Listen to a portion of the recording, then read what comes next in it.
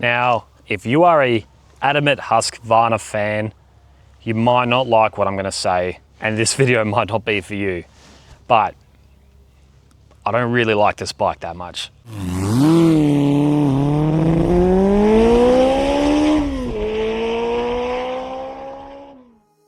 This is the 2022 Husqvarna Svartpilen 401, powered by a 373 single-cylinder liquid-cooled engine producing approximately 44 horsepower and 37 Nm of torque. Featuring a dual overhead camshaft with 4 valves, electronic fuel ejection and ride-by-wire throttle, it's also paired with a 6-speed gearbox, slipper clutch and standard bi-directional quickshifter. It uses a steel trellis frame with a bolt-on subframe and has a dry weight of approximately 152 kilograms, supported by a WP Apex suspension with 43mm upside-down forks at the front and a rear monoshock offering around 142mm of travel at both ends. Braking is handled by a 320mm front disc with a 4-piston bi-brie caliper and a 230mm rear disc with a single piston caliper supported by Bosch dual-channel ABS. The bike runs on 17-inch spoked wheels fitted with Pirelli Scorpion Rally STR tyres with a seat height of 835mm and a fuel tank capacity of 9.5 litres. It features full LED lighting, a digital LCD display and ride-by-wire throttle, without selectable riding modes. Look, I want to start on some good points at least before I get into some of the negatives. And that is that this is a great kind of A2 learner's bike for anyone who's looking to get on a motorcycle for the first time, especially if you're definitely under 6 foot. If you're quite a small person, it is definitely the bike for you. It is not for me. You know, it's a single cylinder, it's light, it's punchy enough, and it's pretty affordable. But that's really kind of as far as it goes for me when it comes to what I like about the bike. Now, what I don't like, there's quite a list. So we'll go over the list quickly and then we'll take it for a ride and we'll discuss it a little bit further. So let's start with the styling.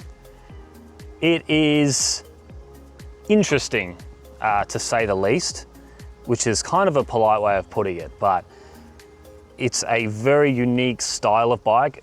Husqvarna call it a retro neo scrambler look. I just call it all over the place. I mean, you've got the bright fluoro yellow paint scheme down near the radiator section, which doesn't really match up with any other part of the bike. You've got this tiny little seat here, which I can barely fit in, which is very uncomfortable. It's quite sharp around this edge here.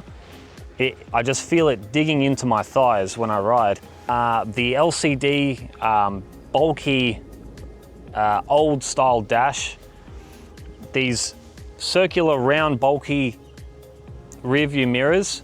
I'm sorry, but I don't love it. I don't enjoy it. I didn't really enjoy riding it that much. It doesn't have a lot of character. The bike is tiny. As you see, when I sit on it, I don't know how it looks in the camera, but I feel ridiculous. I feel like I'm on a little clown bike. I barely fit in this seat. I don't know, it's a very tiny bike. If you're anything over 6 foot, it's probably going to be too small for you. Now, they did overhaul the aesthetics, the looks of this bike after 2024, but I don't think it really did them any favors. In my personal opinion, it still doesn't look that great. They did improve the dash. They put a TFT screen display on there, which at least, you know, that's something. But overall, I think they're going for a style that's very unique to the client base that kind of buys these types of bikes. I don't know if it's an artsy thing or I'm not sure, but you know, hats off to them. They're out there. They're trying something different. Their bikes are at least different, but they're definitely not for me. So in the Australian market, you could pick up a 2022 Husqvarna for around anywhere from 4,000 to 6,000 Australian dollars. And I would say in the US, the market would be around 3,500, give or take a little bit. So guys, without further ado, we will take it out for a ride, and I will tell you and let you know whether I think it is a great first bike or not. It really depends on personal preference and opinions. But without further ado, we'll get on it, we'll go for a ride. Now I want to give a big shout out to Rick Gill's Motorcycles in Osborne Park. You guys have been great. If it wasn't for you, I wouldn't be able to take these beautiful bikes out for a review and a ride. So if you guys are ever looking for a bike and you live in Western Australia, make sure you check them out. Super friendly staff, super happy to help. Let's start her up. Yeah. Oh, I just feel like I'm just being pushed right up against the tank. It's a very claustrophobic feeling. All right, let's get out onto the road. There's no exception. We give every bike a fair trial. Here we go. Alrighty. Look, I will say, guys, she's punchy. She's got plenty of power.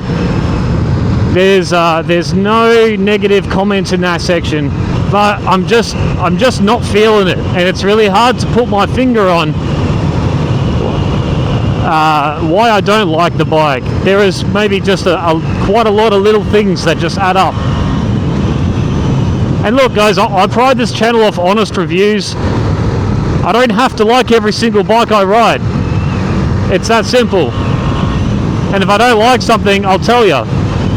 But that's not to say that someone else might absolutely love this bike. They obviously have sales, so there is a market out there for people who do like this style of bike and maybe are quite simplistic in their approach to what they want in a motorcycle. But for me, there's just too many things wrong with it. Like right now, I can just feel the side of the seats digging into my thighs. I shouldn't be feeling that.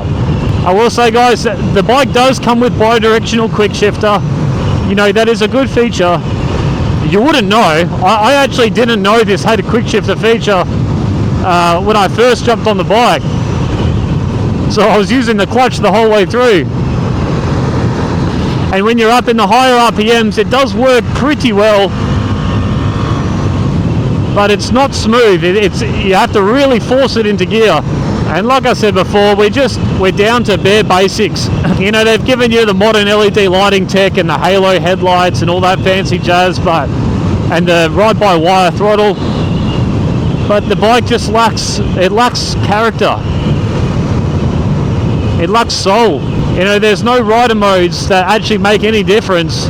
And if you ride this bike longer than 20 minutes, you're really going to have a sore ass, and you're probably going to have some sore thighs too if this seat keeps digging into it the way it is with me.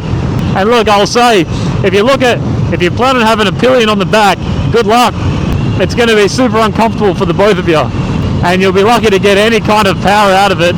Oh yeah, look, I would say bottom end torque and power through the city streets is where this bike would most likely be ideal. But anything, and yes, it will sit on 100 kilometers per hour pretty easily, but anything above that, you can forget about it. You're not breaking any records on the Svartpilen, I can tell you that for sure.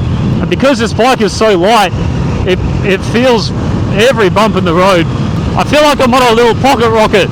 And look, guys, I would say if you're in the market for a 400cc motorcycle or even a 300cc motorcycle, and you're looking at spending around, you know, 6,000 Australian dollars, 3,500 US, whatever you want, in my opinion, there are better options out there. I will say that. You know, for 6,000 Australian, you can pick yourself up a CBR 500, and that's a really good first bike. It's a lot more comfortable. Or you could go for your Ninja 300s, 400s. You're kind of spoiled for choice. And if you want to pay a little bit extra, you can pick yourself up a Royal Enfield Gorilla 450, which is a hell of a bike for around 11 grand, but that's quite a step up. But as I'm saying, guys, I'm riding through these roads. Usually I'm having an absolute blast, but I don't know, it's just empty. I'm not having the time of my life here. I'm kind of just coasting around, getting from A to B. And that's not really what you want on a motorcycle.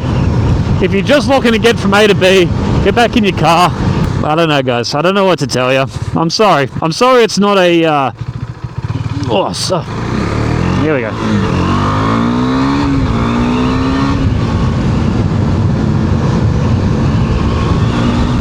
There you go.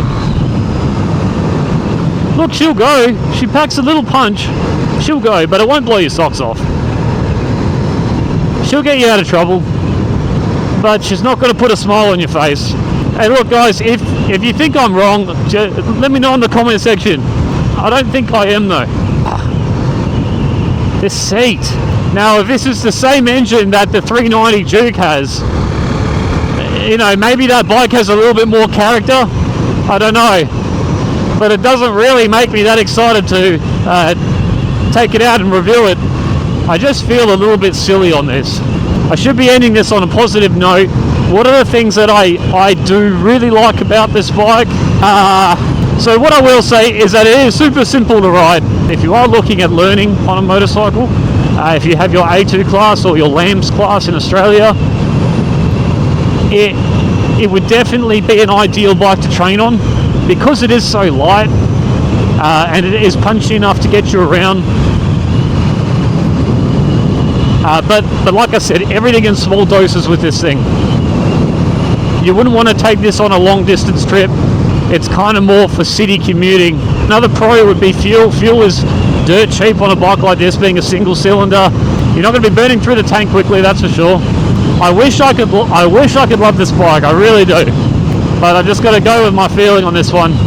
I'm already extremely uncomfortable and I've got a long ride home. And for someone like me who's 6'1", it is super small. It feels tiny. And I've said it before, I'd feel a little bit ridiculous riding on this because nothing looks funnier than a big guy on a small bike. Ooh. See, look, I'm yawning. What does that tell you? So look, guys, I think this is going to be a quick review. So in the end, would I recommend this bike? I personally would not. I'm sorry to say, I wouldn't recommend it. I don't think there's enough positives on it to outweigh the negatives. I have seen people on these before, so someone must like them, but look, for 2022, this should have had more features than what it does. And I would say, just spend that little bit more and get something half decent. Maybe even a Suzuki SV650 would be a perfect choice for a first bike. It sounds kind of harsh, doesn't it? But, you know, sometimes facts are harsh. Once again, thank you so much for watching. I'm sorry if it wasn't what you were hoping for,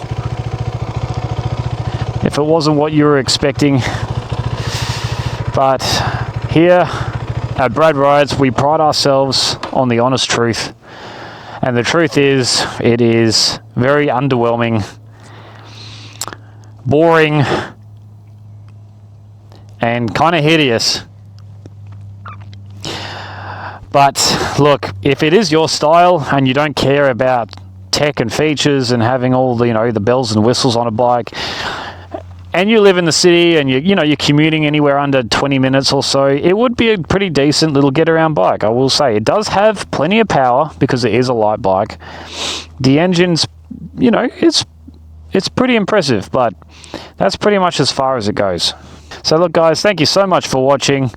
If you enjoyed the video, please give it a thumbs up. Comment down below what your thoughts on this bike are, whether you're happy with, you know, the results of the review, or if you completely disagree with everything I have to say. If so, that's fine. I'm happy to entertain that thought. Let me know in the comments what you disagree with and defend this thing. So thanks a lot, guys. And as always, have a good one.